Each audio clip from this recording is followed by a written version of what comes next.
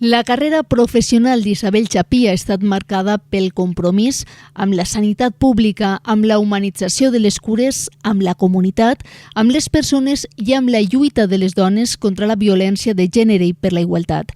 El camp de la salut és transcendental per a les dones i les seues lluites.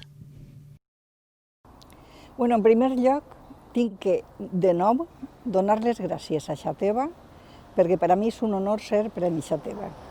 I contestant a la teva pregunta, el moviment feminista en si ja és un agent de canvis a una societat més igualitària i més justa. Per tant, com a feminista, jo el que tinc que reivindicar són els drets de les dones en aquesta direcció. Des de la meva vida, tant professional com de l'àmbit domèstic, el que puc reivindicar és la visibilitat i el reconeixement del treball de cuidar.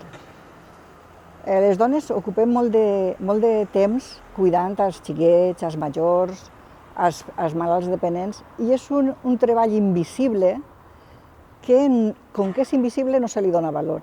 I com dia Maria Ángeles Durà, el valor invisible de los cuidados. Vol dir que, encara que no se li doni valor, té molt de valor. Les cures són el que sosté la vida. I això ho hem de reivindicar perquè la societat ho reconega i se li doni el valor que té el treball de cuidar.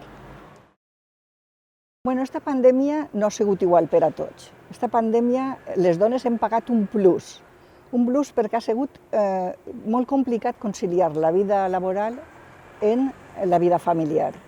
I això ha suposat que les dones hagin tingut més estrès, més ansietat, més depressió i, a més, aquesta pandèmia ens ha posat el foc en el que realment és important, els sistemes públics, per contra dels sistemes especulatius, els sistemes públics sanitaris, d'educació i de serveis socials.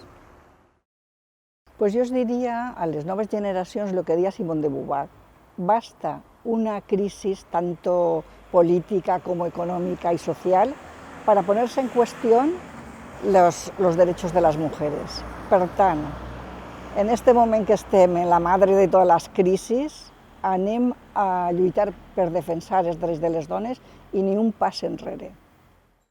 Jo acabaria tornant al principi. El món, la societat, des de la perspectiva feminista, serà més igualitària, més justa per a tots i per a totes. Des d'una mirada violeta, ni un pas enrere, xiquetes, ni per aprendre carrereta. Defensem els drets de les dones.